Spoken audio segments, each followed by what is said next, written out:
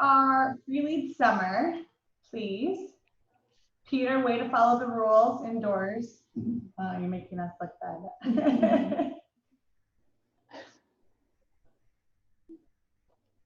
Okay, just a reminder, we are still giving away free leads all summer. So it's great. A lot of you have taken advantage of this. But all you have to do is, post a campaign, or all you have to do is post a campaign to social media, Facebook or Instagram, and send Heather the screenshot, and we'll reimburse you $20 every single week. So, that's $80 a month, all summer. We want to help you guys build up your leads for the fall, and especially with any kind of marketing like this, it's going to be the consistency, right? So every lead's not going to be a slam dunk. So doing it each week will be really beneficial. And then seeing what works best. We've seen a lot of success from posting listings, even if it's not your own listing, just because it gets people to click. Attracting buyers. Oh yeah, and Tanya, do you have any other good tips? I know we did the one yesterday of not putting the price in the main thing. Yeah, if you're doing a listing, no price, you want to get them to click, right? And obviously, better pictures will work. And one of the new updates they've done on Command is on your dashboard, scroll down just a little bit, and you'll see which ads are getting the best leads, which ads are getting the best response, and then what the images that are getting the better response too. I've shared some posts, like I've done some test ads, and I've come across my ad, and I've come across some of our agents' ads that I've either done one-on-one or we've done in the class.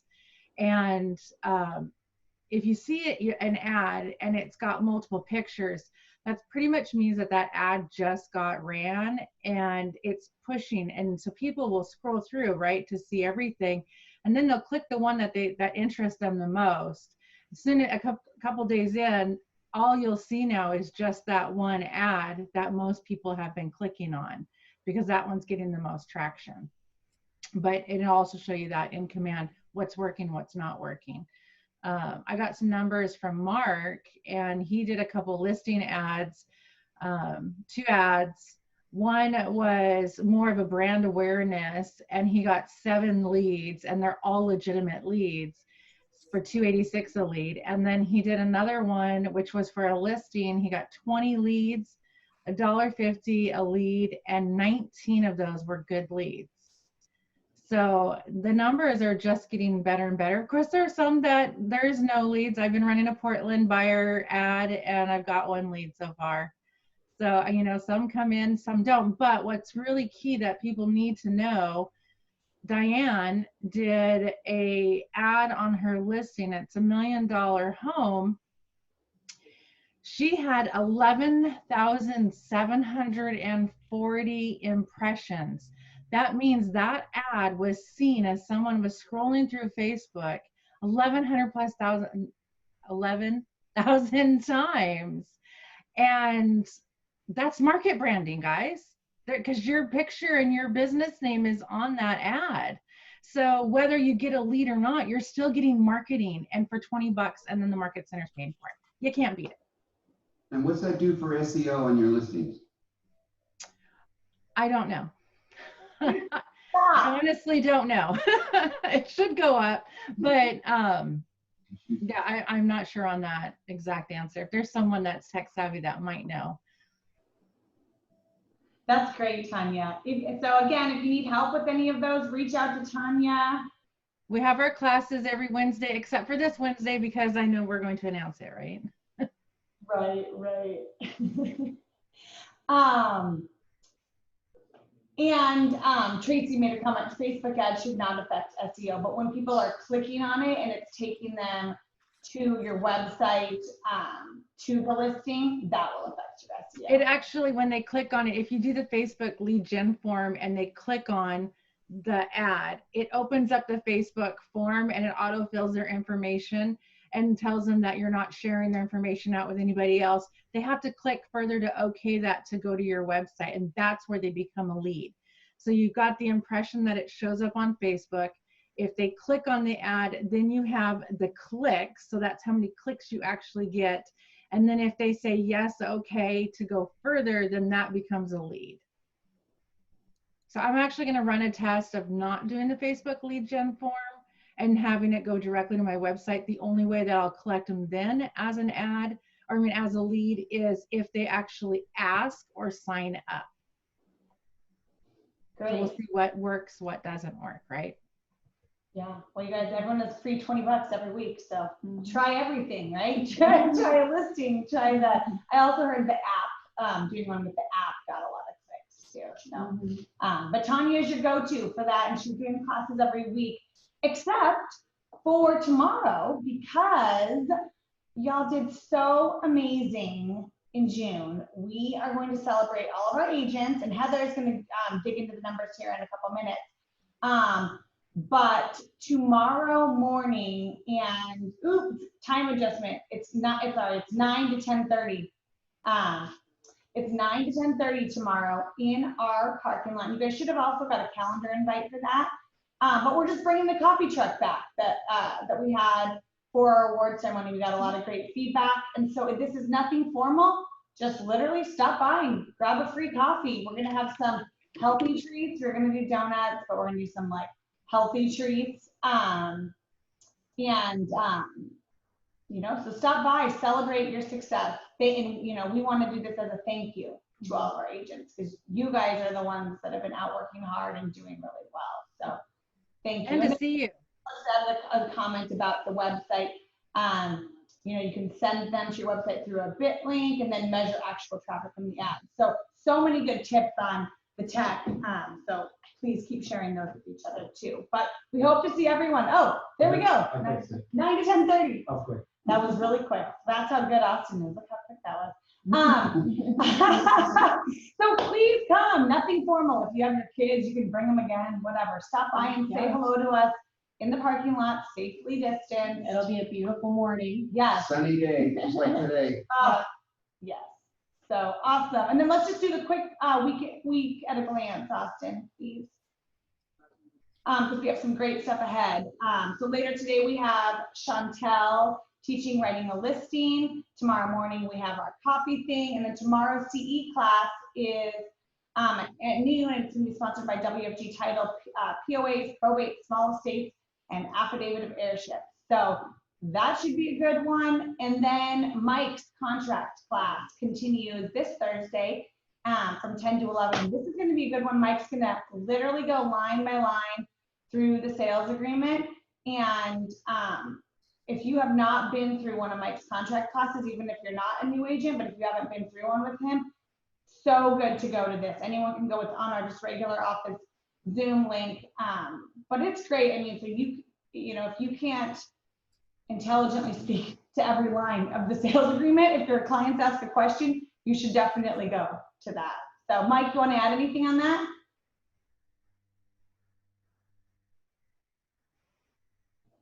All right, you should go. Isn't it, Mike?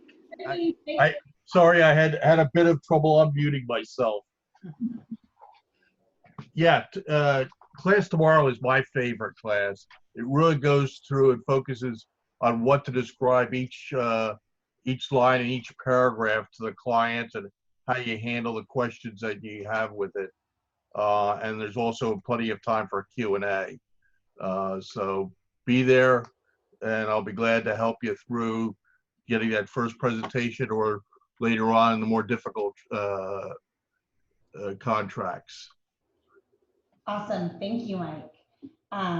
Cool. So we have a great meeting today. Heather's going to go through our numbers for June compared to just the market overall, and then our specific KWPP numbers. And then we have John DeCosta, our number expert, who's going to really dig into some of the numbers out in the marketplace. And Melanie sent out an email to everyone this morning that had a ton of documents and information that John will be going through. So you'll have all of that information to reference while John's speaking and then afterwards. So, all right, Heather, All right. take us away. All right, look at that, Austin, you're right on top of it. Okay, so we did 119 closed units in June, which was actually up significantly from May, month over month. So comparing that to last year, it appears we were down 15%. We were, we're pulling it out of a pandemic. I think that that is completely within a normal range considering what everybody's been going through. Our closed volume was 57.7 million. So that was pretty impressive too. When we look at the year over year numbers, so this is compared to last year in June, we're only down 14%. Considering normally June is a really, really active month for us, being down only 14%, I think that is absolutely fantastic. The listings taken was 92 for June, almost 100 listings taken in June, guys. That is really great work. I mean, you really should pat yourselves on the back. That went up significantly from May. The listings sold volume was 23.7 million. The listings, we're seeing the listings selling, but they're not as high of ticket listings, which I don't think that's a rude surprise to anybody that the luxury market has suffered a little bit with this pandemic, partly as Tanya reminded us yesterday that it was more difficult to get jumbo loans as of a couple months ago.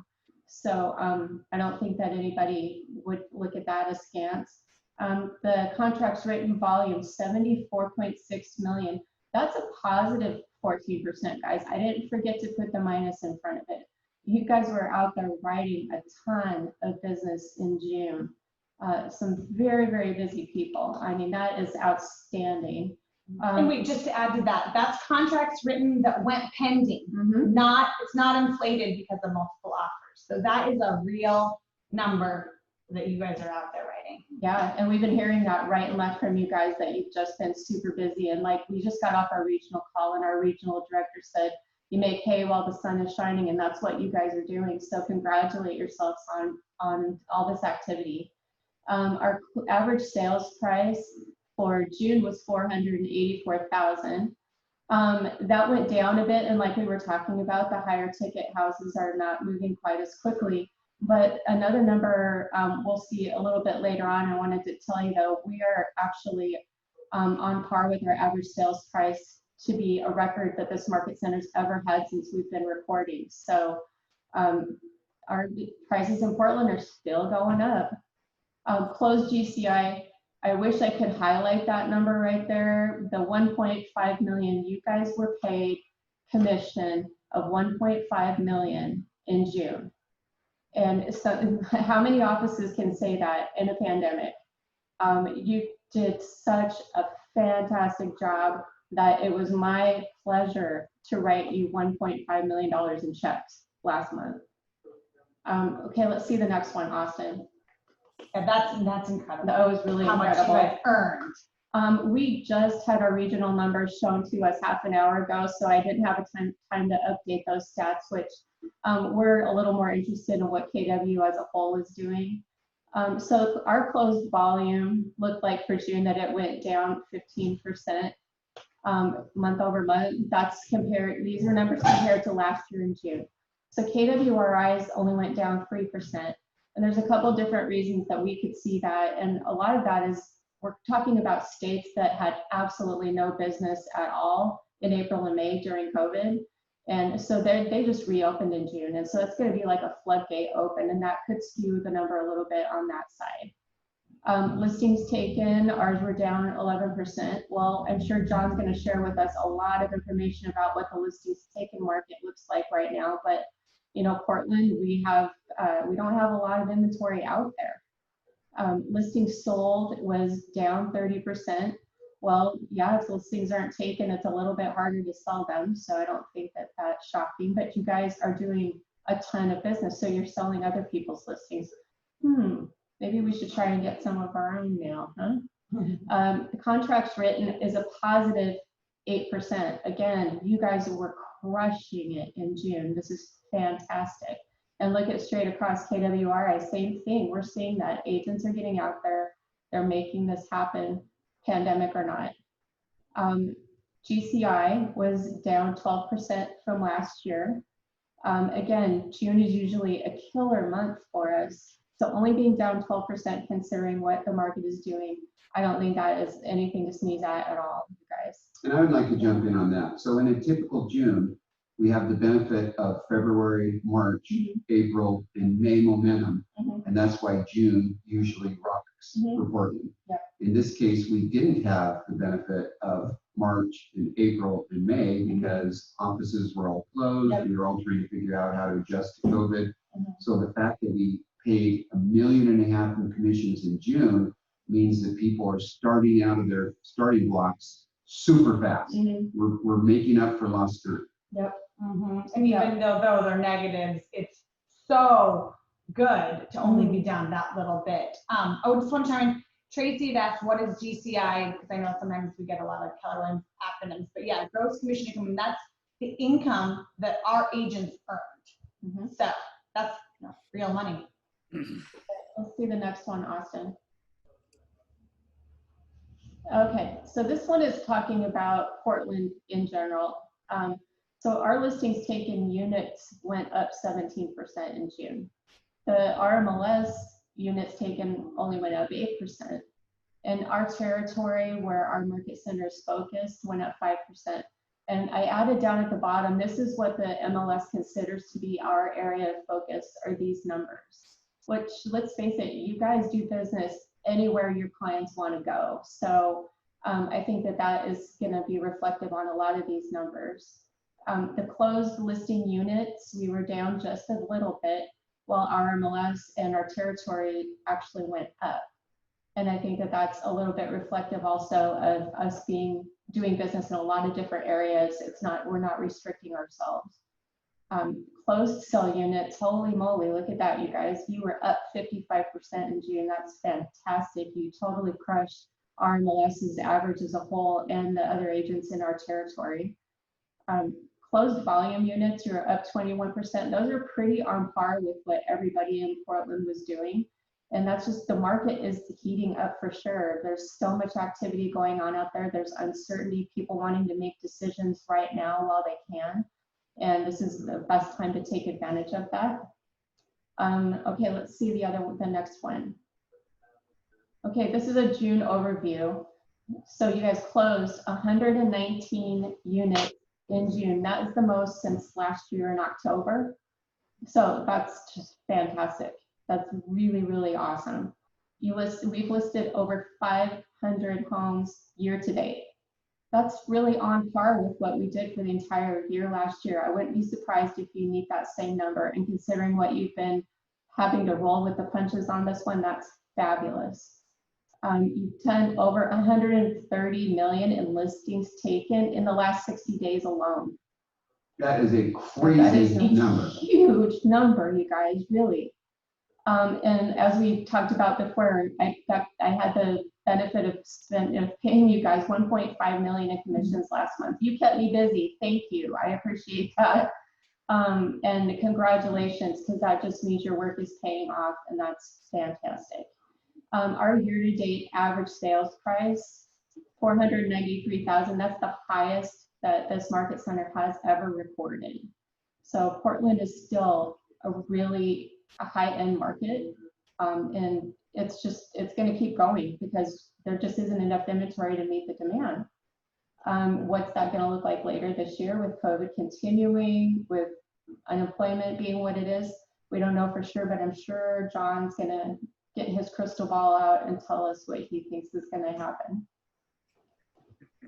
I'm gonna let you do that, John. My crystal ball's a little foggy this morning. Thank you, Heather. And thank you all for all your hard work. Yeah, you guys crushed it. That's Come why and we're celebrate. celebrating Yes. tomorrow.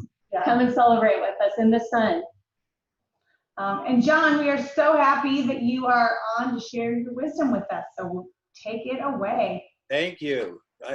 I'm sitting in front of this house that I have to sell.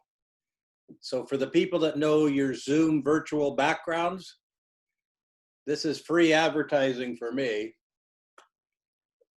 Where I actually am, if you guys know your virtual backgrounds, this is where I actually am, in front of my house. So that's kind of fun. So what we're going to talk about today is in knowing your numbers, and the same thing like with Zoom, did you guys all know what a virtual background is? They're kind of fun because we're being,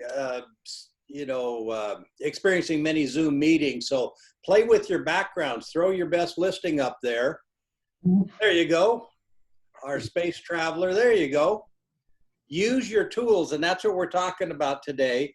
And the numbers, the office just shared numbers, and I have lots of numbers, but between total market, the TMO report that says there's 480 listings in Lake Oswego, the market action says there's 315 for the same time period.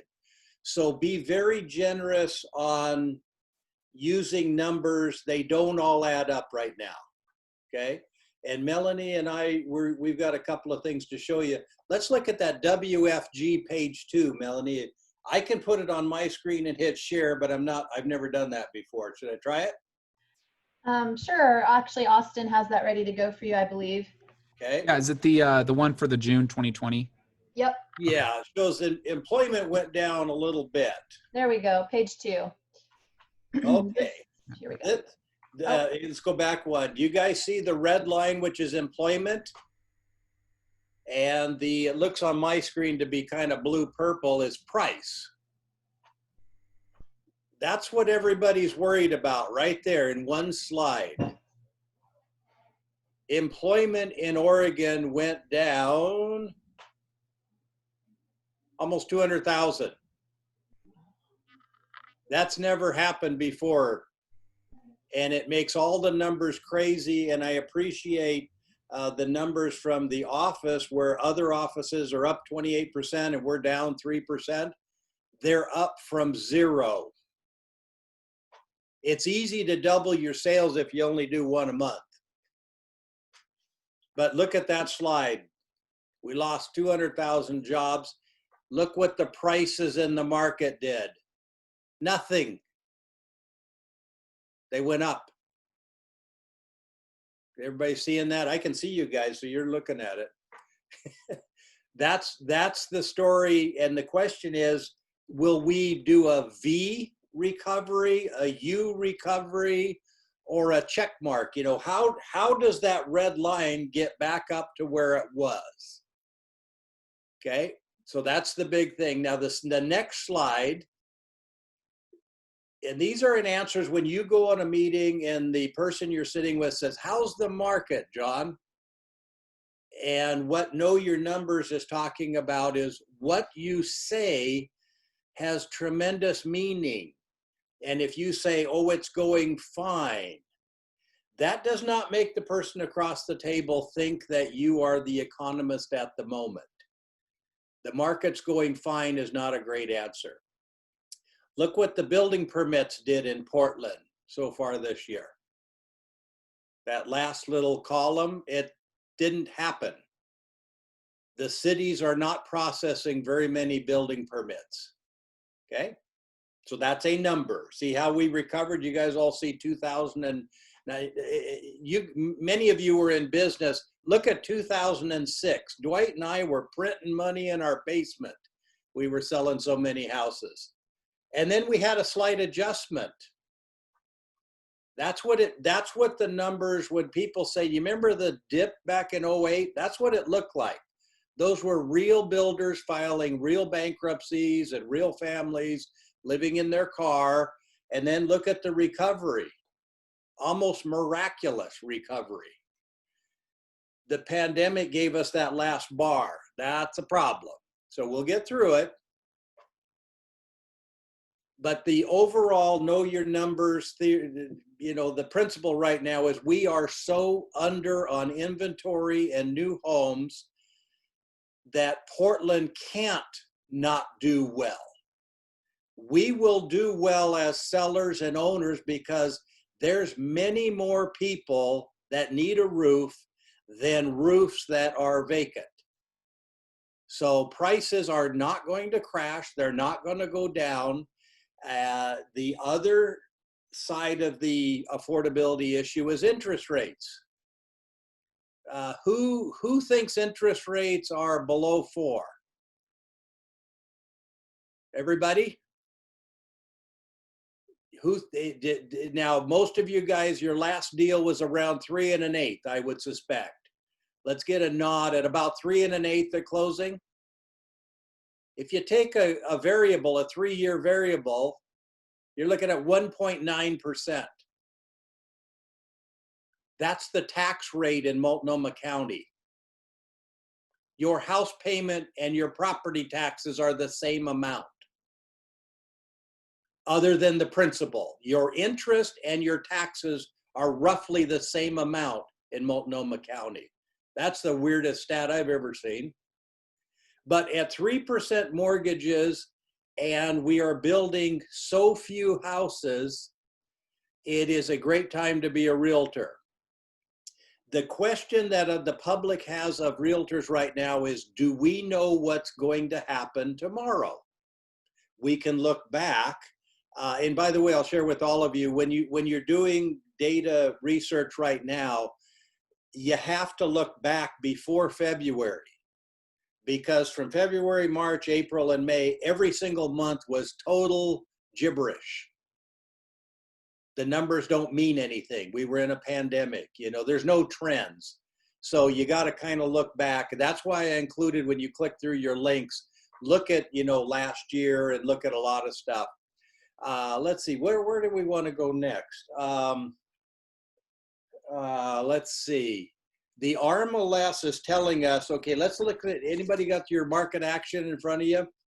What our office went through was, a little bit down, a little bit up, but the market action, this guy here, let's see, there's the camera. It's hard to do that. We're at 1.5 months of inventory. How did we get 1.5 months of inventory? 6 to 8 is considered a normal market.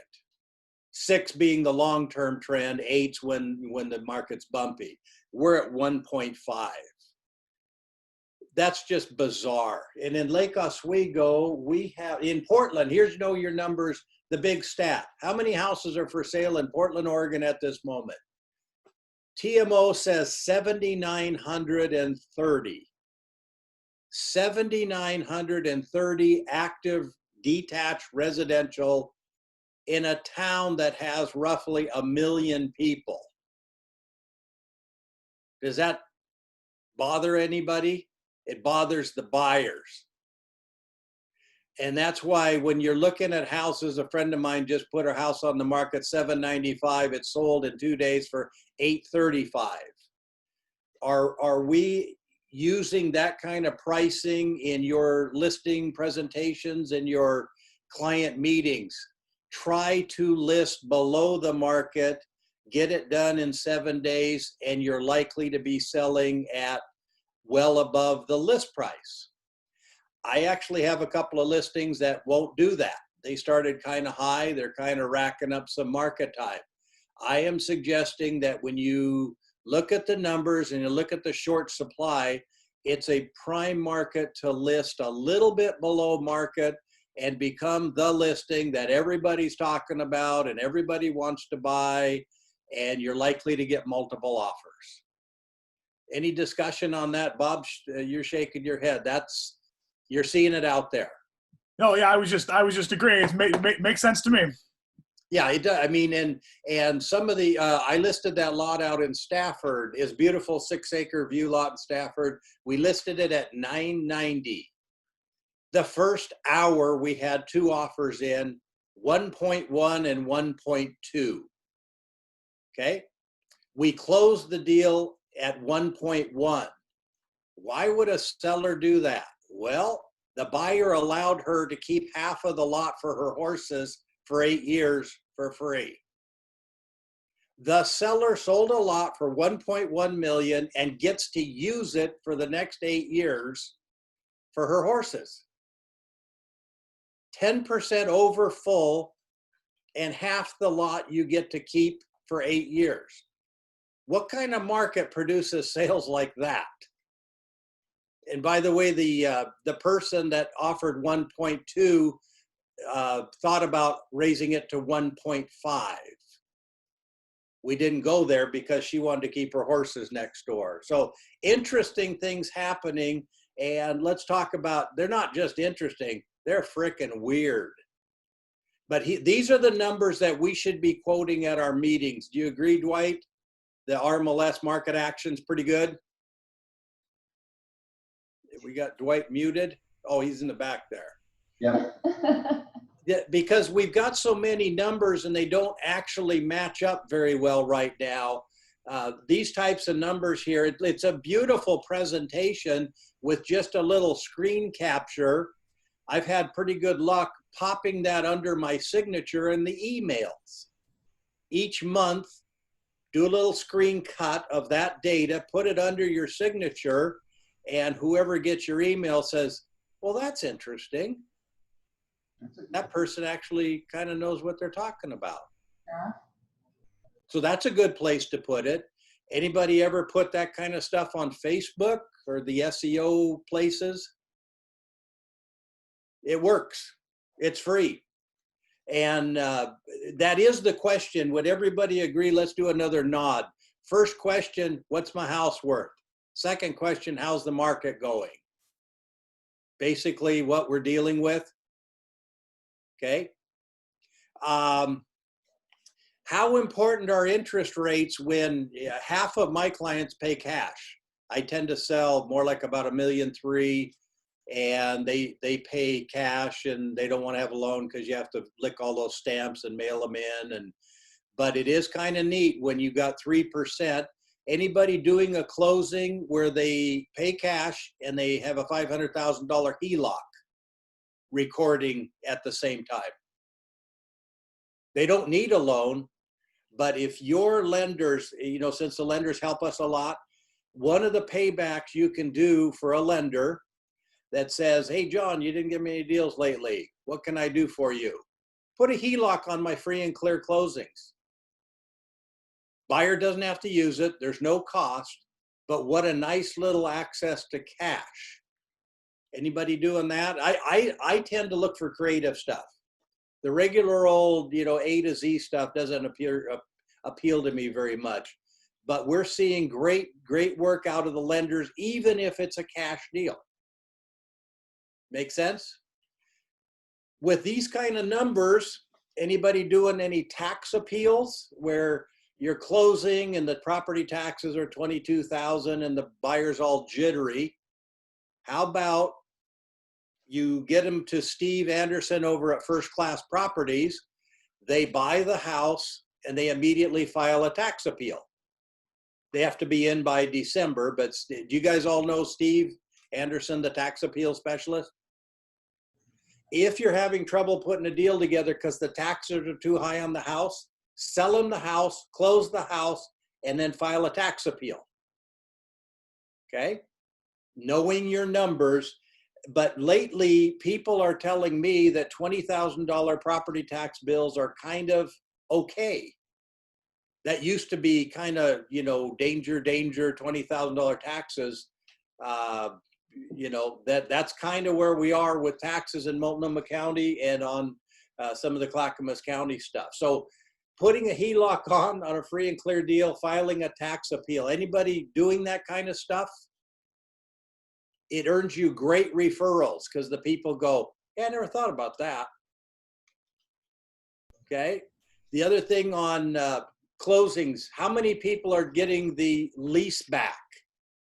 Closing, and then you got 2 weeks to move out or 10 days or some amount of time to move out. Are you guys using that in your closings? Okay, and I'm going to suggest when you have multiple offers, just like that guy that says you can leave your horses on the lot for 8 years, and the person that he pushed out of the way was Damian Lillard. Damian could have gone to any price to get that lot, but he couldn't have the horses there right where he was going to build a house.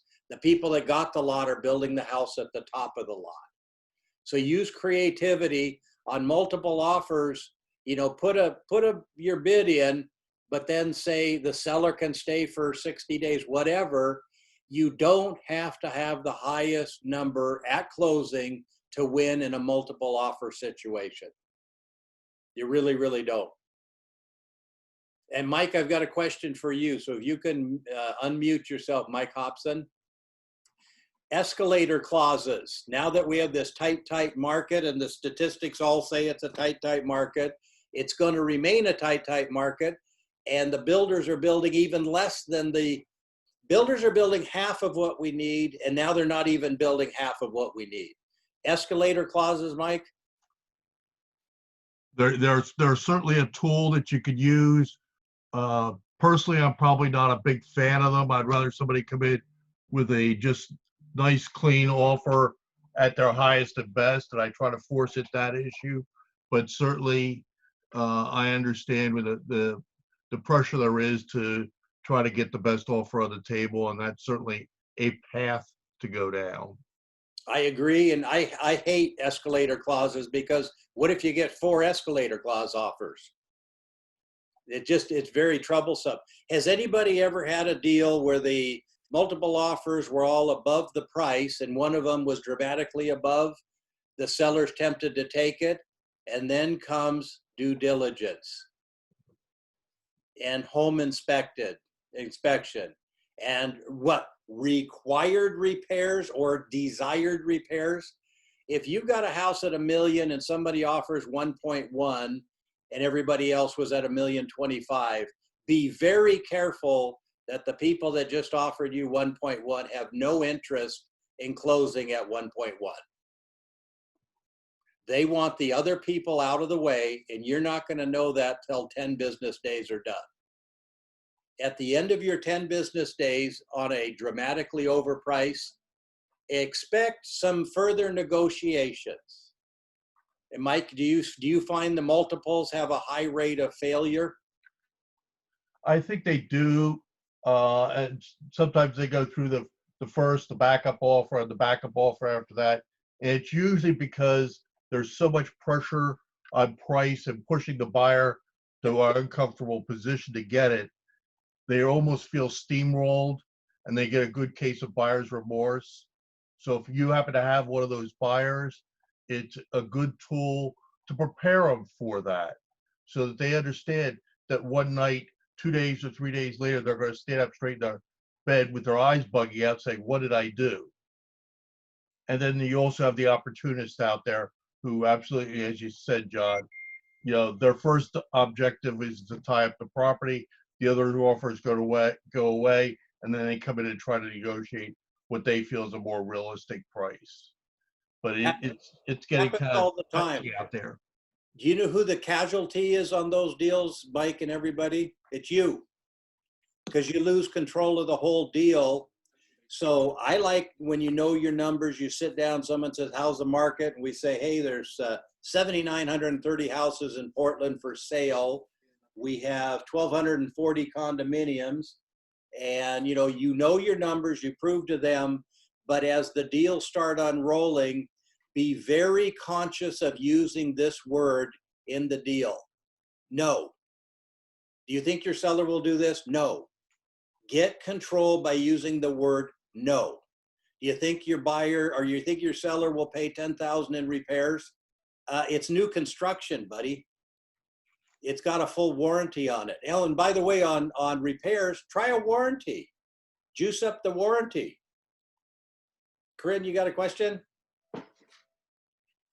Oh, Go ahead, Peter. well, when somebody says, hey, this house isn't perfect, if you've got a warranty, that softens the blow. You know what I'm saying? That I would suggest the warranty. Mike and Dwight like the warranties because it has protection for us. We as agents get part of the protection in those warranties. Hey, And John. Mike, here's an answer that Mike, pass on. If there's an issue, we get in a hairball of a deal and someone says, I'm going to sue John DeCosta. They make a claim. How much does John DeCosta have to pay when the claim is made, even with errors and omission? Mike Hobson. They have to pay whatever the deductible is on the contract that we have in place. And today, expect to pay. If you get yourself in a hairball. Yeah, it's a negotiated thing with each time we redo a contract. and it's a weighing of between what the daily rate is or for the insurance and what the deductible is. So it's always a little bit of a balancing point to see what the perfect spot is. But it's not $500. No, it's an investment, but that's it, as they say, it's sort of a cost of or a risk of doing business. You have to prepare yourself and put money aside because sooner or later it's going to come up with in one way or another way with most of us, even if it's just a simple letter. Exactly. And that's the spirit behind knowing your numbers. Be real accurate in your communication. Don't say things that later make you appear unknowledgeable. You know what I mean? If you recommend to your buyer something, put it in writing, send an email, put an attachment. This is why I feel, an offer above full. Because when I get asked at the listing appointments, what is your standard commission? I always answer it in the same way. My standard commission is 1 referral per year per closing. That if I close a deal with you, I demand and I'm entitled to 1 referral per year from you as a reward for me working so hard and taking time for my family. And then the people go, well, what's your commission? Oh, we charge 5% to keep the heat and the light on. But after closing, I want you happy enough to refer people to me. And I want you to call me to get your numbers or real estate questions. You want to become a resource. Does that kind of make sense to people? I think I saw Arto. Is he still on the call? You want to grow your business by having happy customers. So pricing properties, the strategy that I think is working well is to go a little bit uncomfortably low and bring multiple offers and above market into play. So there's Arto. We had talked at some previous things. Pricing is very important. What tools are people using in pricing? I like to use a Zillow search of the area because has anybody ever met a seller that didn't know what a Zillow value was? Okay, the Zillow value is known to all parties. There's a Zillow value. The property assessor has put a value on that house also. That's also known to everybody. So when you're sitting down at a table and you want to know what does the seller think his house is worth, that's easy. All we have to ask them is, do you think the tax assessor or Zillow is more accurate on your house?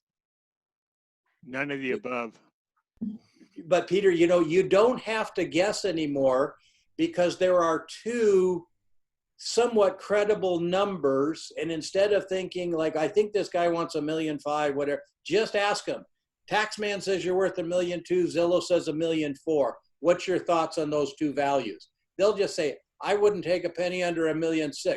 Well, there you go. Now I know where the seller's coming from. So you have your numbers, you have your reports, you have comps, but it's important early in a listing appointment to know what the seller's thinking. What does the seller think his house is worth? I think it's critical. What's your thoughts there, Peter? You're very good at the numbers. Well, basically what we do is we do a pre-listing interview. Yep. And we ask that question specifically. Right after how much do you owe, we ask, so what do you think the house is worth? And Alex is successful at getting answers to that probably 85% of the time. It's either what they want or how much they want in net. And that's how we do it. But can I make one comment, circle back to your multiple offers? Yes. One of the things that we had a listing, we had 17 offers. It was 275 listing. One of the offers came in at 360,000. Slightly American? over asking. Was that Canadian or? No, it was monopoly money. It was also an FHA 3.5% down loan. Oh, trouble. So my point was that what they have for their loan is critical in making a decision after the horses. It's critical in making a decision on what you do. So we used that 360 offer. We got 2 offers up to 331,000. One of them had 150 down, so we countered that we were pleased to let him know that we were going to allow him to significantly overpay for the house. But he had to agree that if the appraisal came in low, that they would cover it out of their down payment because of the size of the down payment. Correct. Well, they agreed, and at closing, they brought $19,000 extra dollars to closing to cover the difference in the appraisal. So I just wanted to throw in that the down payment is a critical piece of a multiple offer situation and the kind of financing. Absolutely a great comment, Peter. And I do a lot of land deals. Land deals are much more complex than house deals. So if you get a piece of land in Lake Oswego, you're going to have 10 offers. You know, everybody's going to make an offer. And we had a strategy a couple of years ago that you can't take all 10 of them. You know, they're all essentially escalator clauses. So we asked the buyers, would you put 10,000 non-refundable, and then we will choose you. And then if you back out during due diligence, at least we get 10 grand.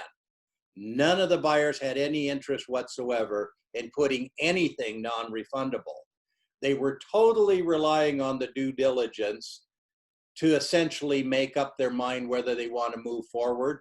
Dwight, you've done a lot of land deals. Tricky, aren't they? Really hard right now. Because the buyer, if he has a weasel clause, when is it that you actually set the final number? It has to be after due diligence. Right. So it just, and then getting loans on land is problematic also. So when I'm going to suggest to everybody, you're doing a listing presentation like Peter, he does fabulous statistics.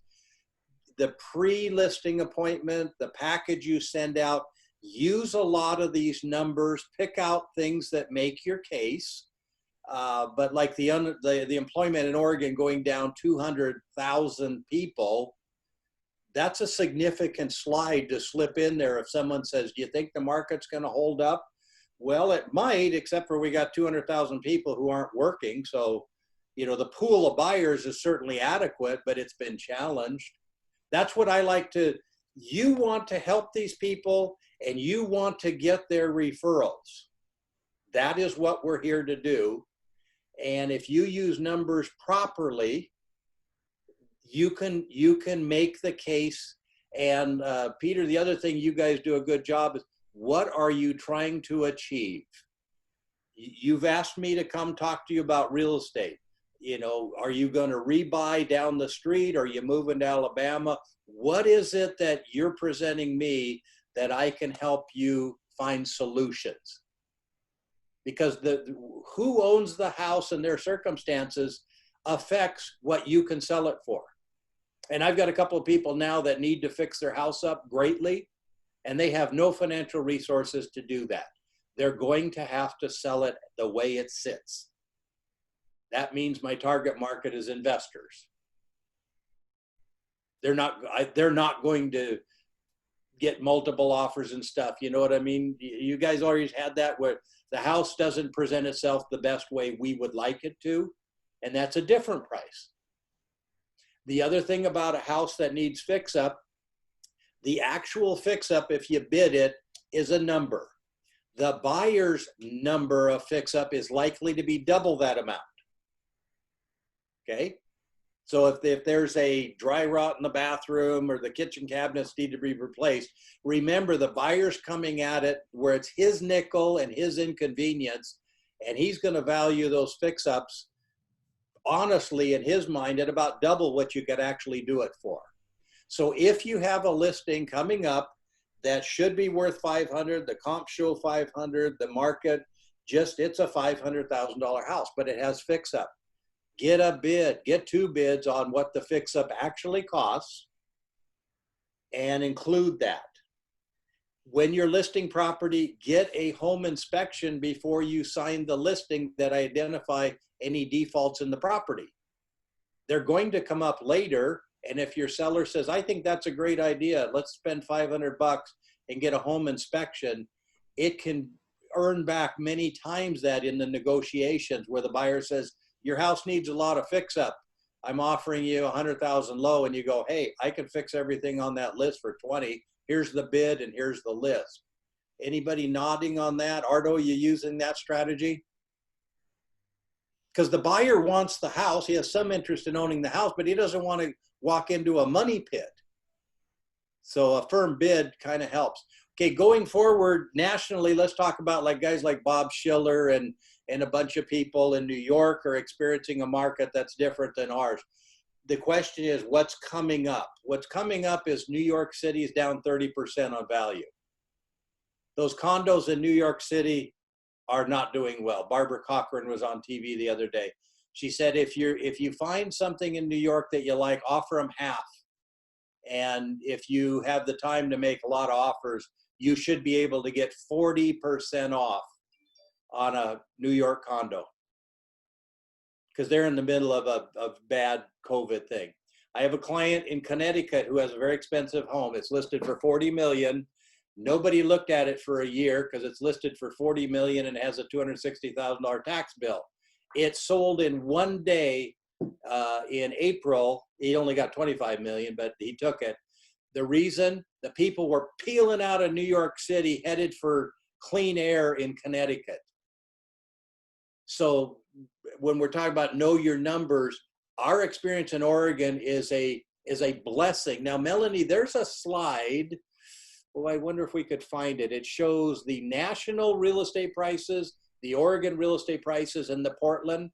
And Portland is way up, Oregon's well up, and the national is a trend line. We are at a top of a market. Austin, do you have that? Can you pull up that slide? Yeah, I could probably find it here too. I don't want to take too much time. I'm looking. I know you guys, when are your tea times today, guys? Do you have just a moment before you have to bugger out and hit the beach? Can we go to the beach in Oregon, or is Kate shut our beaches down? Is this, That's important, John. Before I forget, to get back to you, make sure we're mindful of the new restrictions that Kate Brown put in play. 10 people at gatherings, which includes open house, and you have to wear your mask. Yep, I've been doing open houses on that new house. Matter of fact, I'll put it back up on the screen so you guys, that's unemployment. Let's see. Well, it's always better to be on the cautious side too right now. Yeah, let's see what we got here. John, is this the screen, is this the document that would have the information you were looking for RMLS? I will get it real quick here. I just wanted to do one more commercial about my listing.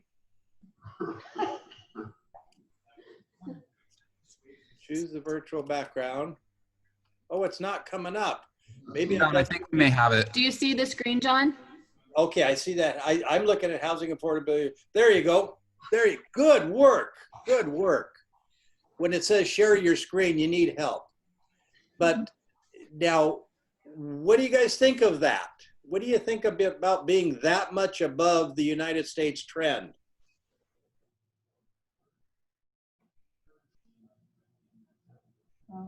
With low interest rates and with restricted supply, we can continue, but don't kid around that if interest rates start going up, which is not supposed to happen because the biggest debtor in the country is the country. Let's see, oh, I see, I turned off the thing. There you go. Choose virtual. There you go. Vacant with a lockbox on the front door, 1575 Country Commons Drive. The only one-level home in Lake Oswego at this time that's new construction for a measly $2.3 million. But that slide there, you can coax people into being sellers. Let's make one last kind of conversation piece here. Today would be a wonderful time to call your sphere using this slide and telling your friends, be a nice time to cash out of your house.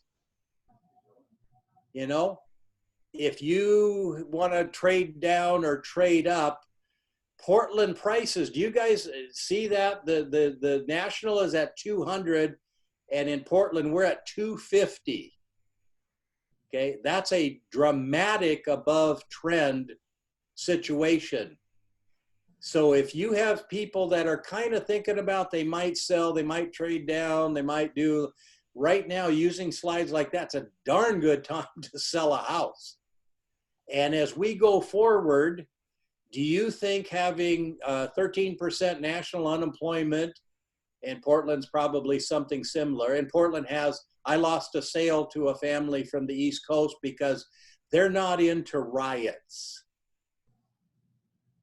The husband says, well, we're going to live at least 10 miles away from, burning buildings. And the wife wasn't very impressed with that. So people in Multnomah County, let's get a nod on Multnomah County. Are people listing and getting the heck out of Multnomah County? Yes. Yes, they are.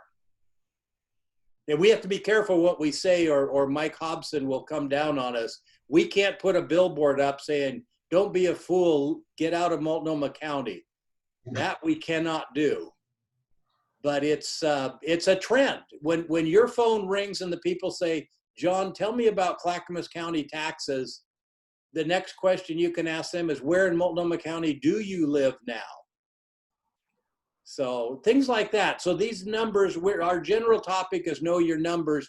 What we're actually talking about is credibility with buyers, with sellers, with appraisers, with inspectors. And then the final question is, how many times we have to sell the house in order for it to close? Can I jump in real quick? This is Regina. Yes. I live in North Portland, and I actually am working with some clients that live in Lake Oswego.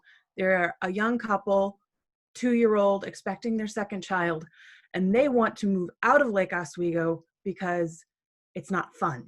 So their goal is That's to get true. I met somebody of Portland so that they can walk to coffee shops and have other young families around. Exactly. So I would say that everyone wants to get out of Multnomah County. On Sunday, Doug Lee, the restaurant guy, came by and mentioned that 75% of the restaurants in Oregon will not make it to January, which I thought was shocking. He's on the board of the restaurant thing. But his son and future daughter-in-law are buying a house in Multnomah County. Hey, John, what restaurants does Doug Lee operate right now? Holy Taco, what's the one next to, across from the office, Hefe, and then Industry out in Tualatin. But he said, how do you stay in business when at best you can serve 25% of your customers, if any? Many people can't even open the doors.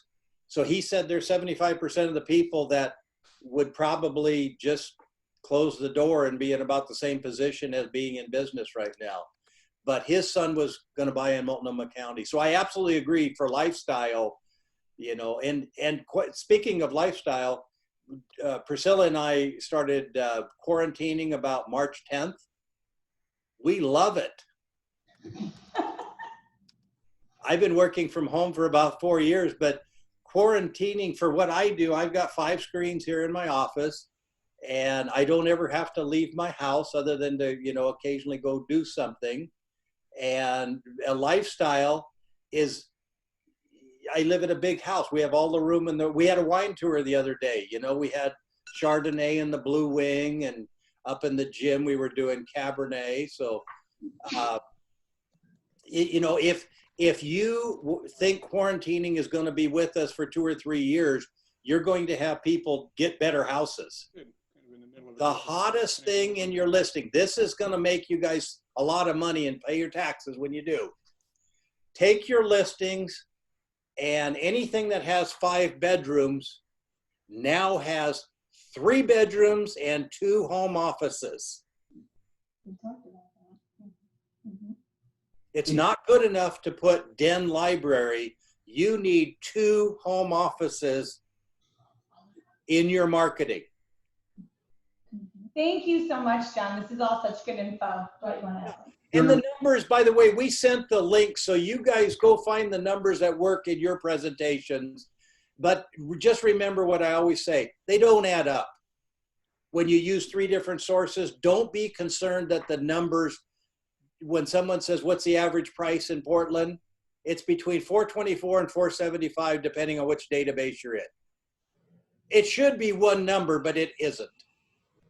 Hey, John, can you hear me? Yes, I can. Austin, can we go back to that one slide that we just had? Okay, so I did want to point something out on this slide, and I've been in Portland, born in Portland, licensed since around the time John did and Peter did. And the trick is, if you look at 2000 at the bottom axis there, you can see that Portland prices pretty well mirrored what was going on in the United States, and it stayed fairly close to about 2005, 2006. We peaked at a higher value than the US did, but guess what happened in 2012 after Oregon went through the downturn? The prices went back to the average price of the US.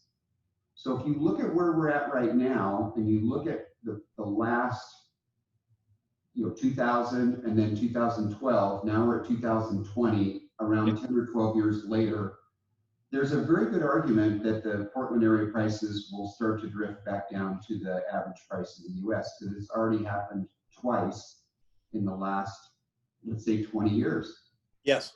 So if you're trying to have a conversation with your owners, and this is part of the conversation I have with my owners, do they want to bet that Oregon will continue to separate itself by that amount from the rest of the nation, or will it regress back to, or something close to, the average of the United States, which has been the pattern? And Quite, we're well above that line, and we have an anti-business environment. that's right. And most of my owners will agree that this is a good time to use a metaphor, take some chips off the table. Correct. Good time to reposition where they want to be in real estate. If they're trying to move from an expensive home down, this is a good time to do it. If they're trying to move out of the state, this is a good time to capture the appreciation that they've had in Portland. You can show them, look at how much appreciation you've had in Portland, Vancouver, Hillsborough, Oregon, Washington, versus all of Oregon, versus the United States. So it becomes a really, really compelling chart. And when people are worried about coming on the market, this might be the difference maker. I absolutely agree. And would anybody be a fool for locking in a 3% mortgage? I mean, it's unbelievable. It's unbelievable. And for the people that know Mark Handress over at Icon, he just bought a house in Hawaii. He got a 1.9% mortgage. 1.9% mortgage. It's an exciting time, guys. Use the numbers to make your cases. Use the numbers to solve your clients' needs. It's a great time. It's a great, and by the way, don't be scared of lumpy payouts. I had one close in January, none in February, one in March, and 5 in June. So my first half of the year was right about where I wanted to be, and it all happened in June. Hey, John, can I ask you another question as a longtime realtor? In the last downturn, where did it start? Where did the economy crack first? Which coast? Oh, when the mortgages blew, it was March of 2007. Where did it go first? That's a good question, because it was kind of national. See, mortgages are national. But who felt price reductions first? Didn't it start in Florida, New York, East Coast? I would say my recollection, Dwight, was the people around New York in the mortgage business, you know, Solomon Brothers and the people that woke up that day and said, holy moly, we sure own a lot of crappy mortgages. You know, I would say the money-centered places. And right now, the move, you remember people were moving to the city for lifestyle, just like Regina said, you can't beat that Mississippi Killingsworth lifestyle. That's where my kids are always hanging out up there at those cool restaurants. You know, I go to like, you know, Manzana's, whatever. But they're always going to the cool places. The move from cities and crowded to Carlton, Oregon, Silverton, Oregon, Salem, Oregon. There was no pressure for people moving to those areas, and now there is. Hey, John? Yes. Do you remember in 2007 and early 2008, people moving here from other states telling us that our prices were too high and they were going to come down like the other states? Yeah, what scares us, Dwight, you've had it too, when you get a businessman moving here from Arizona or Nevada or Texas, they learn quickly about our tax structure and they kind of go, not a great state for running a business. So I think one of our draws right now is expats from California, excuse me, people that wake up in California in a teeny tiny nothing house. Oh, Amazon's at our front door, the little dinger ran. More stuff coming in. But I think the people leaving California are interested in lifestyle. But Dwight, you see that where we achieved, we're 28% above the trend line. Our economy isn't that good, people. Who's hiring in Portland? Who's opening the new big, business center? Amazon did not locate a headquarters here. Boeing is not building stuff here. Tektronix is not hiring. Intel is not hiring. Nike is not hiring. I believe keep an eye on lifestyle buyers. The 60-year-old guy that wants to live in, Portland, Oregon. Lifestyle, I think, is better. I think the people in Seattle, my friends in Seattle, they sell to people that are coming in with the new job at Microsoft. You know what I mean? I got a good thing going with my Nike people. They're coming in, but Nike's not hiring that many people. They're just selectively hiring. By the way, in those things that are on your email, the WFG has Portland and Seattle. And if you want to not only, go Ducks, go Beavs, boo Huskies, look at the Seattle market because of the Boeing problem, because of the COVID problem, because of the riot problems in Seattle. Seattle is way down. Portland is still up. You got to remember, in California, the whole state of Oregon would be a subdivision. We have 4 million people in our whole state. They have 40. There are if you go down to Laguna and to, what's the other one? There's towns down there that have, hundreds of thousands in a development. Lake Oswego, if Dwight and I find 4 lots, we think it's a big deal. So, we're very provincial. And do we get a nod on this? The people coming in here, not many of them are the new vice president at Fred Meyer. A lot of people come here and start jobs, very prevalent in Bend. Move to Bend and then start a startup or, be a consultant. Bend has an average income of like 30-some thousand and an average house of about 800. The people buying in Bend didn't make the money in Bend that they're using for their housing. They made their money in California. And I think that's part of why Oregon's prices keep going up, because I think when the Californians come in, and by the way, speaking of high-priced houses, the one up on Skylands closed last night. Marcia Keys went from 4.7 to 4.2. It just closed at 3.9 million for a 4,000-foot house in Skylands. No pool, no tennis court, nice view, 3.995 million. That's good, because Dwight and I were having problems on these most expensive ones. They were being discounted. Thank you so much, John. Yeah, you guys get back to work. I got to go quarantine. All of the info that John talked about is on, or Melanie emailed it out to you. Austin also posted it up here, so you should be able to get to that. But this is great discussion. John's a great resource. I just want to hit a couple things that people asked really quick. I know we're a little over the time. Catherine, you asked how long do backup offers typically last. That's going to be very dependent on the situation of the buyers and their needs, if they need to find a house, how much they love the house. Carrie asked, with multiple offers being made, is that going to affect the CMAs? Yep, because the CMAs are going to be based on sold prices. Catherine asked in the current slide, yep, all those slides are included. Mark is offering free moving trucks. Getting a lot of Multnomah County, and also posted the unemployment rate has dropped to 11.2.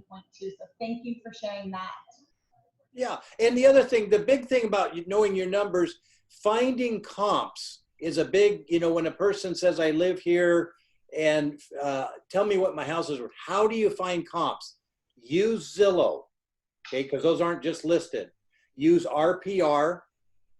And some of these programs, Cloud CMA, Peter's good at that, they find comps where it's not all on you. The program generates comps and you just say yes, no. But don't try to reinvent the wheel by going in there and spending half a day trying to find comps. There are programs that'll give you comps and just kick out the bad ones and you're done. We'll need to schedule a part 2 Yeah. on comps and CMAs. Some of you guys are great at that. But hopefully also we see all of you tomorrow for free coffee on us. And thank you all again for your amazing performance in June. And thanks, John. Great work, guys. Great work. Thank you. You. Have a great day, everyone.